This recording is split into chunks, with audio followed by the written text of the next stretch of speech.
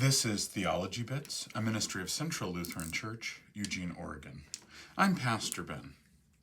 This begins a new 3-part Theology Bits video series on stewardship, but specifically stewardship as expressed in 2 chapters of 2 Corinthians 8 and 9. This is not a passage that I think is that frequently looked carefully for a stewardship emphasis, and it's a shame because it speaks very directly about this in a meaning-filled way. And today we're going to be emphasizing hospitality, but just generally what it is that Paul is doing in 2 Corinthians 8 and 9 is he is appealing to the community of Corinth for support for Paul's mission of spreading the gospel. Paul has, we know, benefactors who have sent him on to do ministry, and he's appealing to them to do this, but he does it in a very interesting way. The first thing he does is he tells a story about the saints in Macedonia and what they had done in supporting Paul's ministry. So it's kind of like telling a story of what's happened. And here we're in 2 Corinthians 8, where he says about them, they voluntarily gave,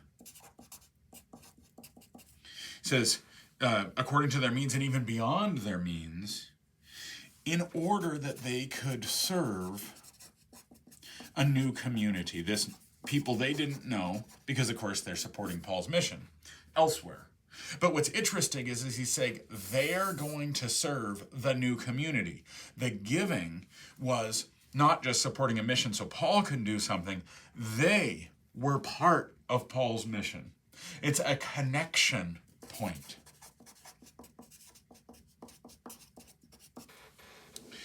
And then he shifts, of course, to talk to the Corinthians themselves. And this video is just going to be the first bit of it. And I want to focus in a particular way on hospitality. Hospitality is a very interesting term. It comes from the Latin hospitalitem. But hospes in Latin, or xenios in Greek, is the idea, and comes for hospitality. It has the sense of being a host. You have that in there, obviously. Also, the meaning of the guest. It means both host and guest. It also can mean stranger, and also can mean, interestingly, enemy. Because, of course, a stranger was very frequently an enemy, and who was a guest, but someone you didn't know. If it was someone who was a relative of yours, is that really a guest, or is that just simply your own family? Well, so the word comes from all these things together, but it is specifically for the outsider. Work we do for people we don't know. That's hospitality. And there is a absolute structure of welcome tied to it, and that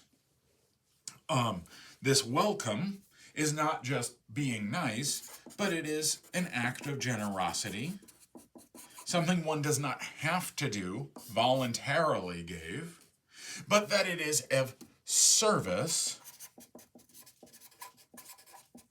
to the outsider, to the other.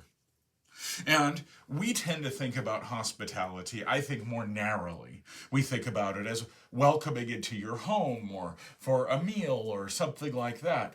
And that absolutely is hospitality, but it's larger than that. How are we serving the outsider? Well, it might not be that. Who among us necessarily would call this hospitality?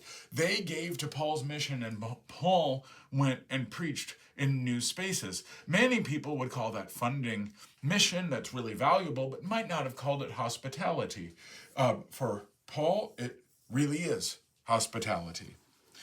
And then Paul says about this is hospitality, and I'm going to do this so you can excel. And he says you already excel in faith, in knowledge, in eagerness,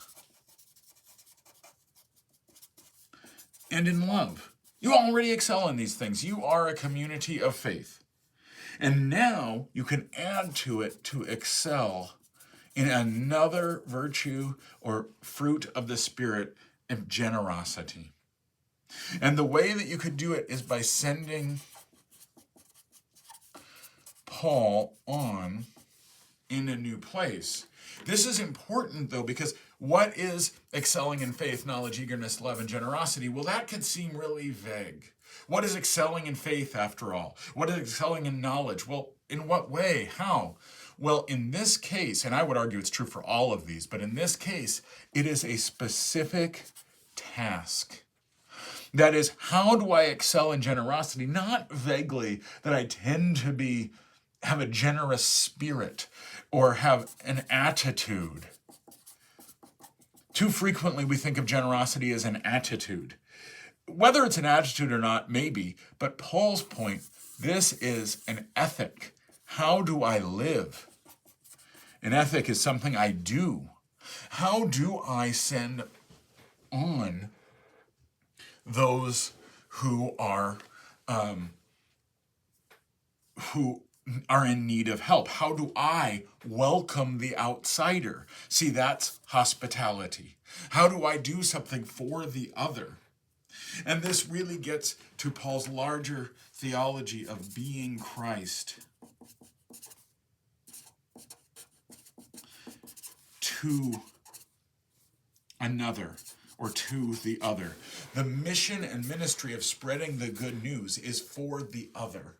And the way we do it is we are being Christ to the other, so that when I am giving to Christ's mission, I am, in fact, part of that mission. Not because when I give, I'm checking up on Paul, but because of the unity of Christ present in Paul, then present for the others. And that's why it's not dependent upon Paul. It's absolutely all of those who are in Christ are one and united, one of his major points in the Corinthian correspondence.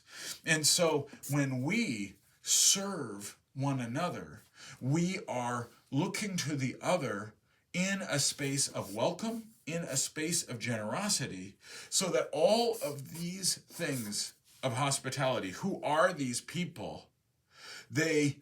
Are they a guest? Are they a stranger? Are they even an enemy? Whatever they are, they're people that we live with generosity, that we live with love. It is the acting out of our faith. It is the expression of our knowledge, and it is something we do eagerness voluntarily. This is hospitality to its fullest extent, of an action that we do for the other through the mission of Christ. And any action of the mission of Christ for another, that's hospitality in 2 Corinthians 8. Stay tuned for more videos as we delve more deeply into this. This has been Theology Bits. I'm Pastor Ben.